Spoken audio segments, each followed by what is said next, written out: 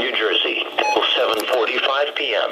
At 4:46 p.m. the Neshannock River at Treeville was approaching flood stage and is expected to crest between half a foot and foot above flood stage around 6 p.m. This river is expected to receive below flood stage later this evening. A flood warning means that flooding is imminent or has been reported. Stream rises will be slow and flash flooding is not expected. However, all interested parties should take necessary precautions immediately. Excessive runoff from heavy rainfall will cause elevated levels on small creeks and streams, and clogging of water on country roads and farmland along the banks of creeks and streams. To report flooding, have the nearest law enforcement agency relay your report to the National Weather Service Forecast Office.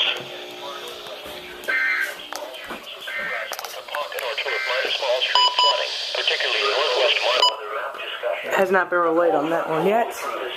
Generating additional rainfall mainly to the east of the Hudson. So that's nice.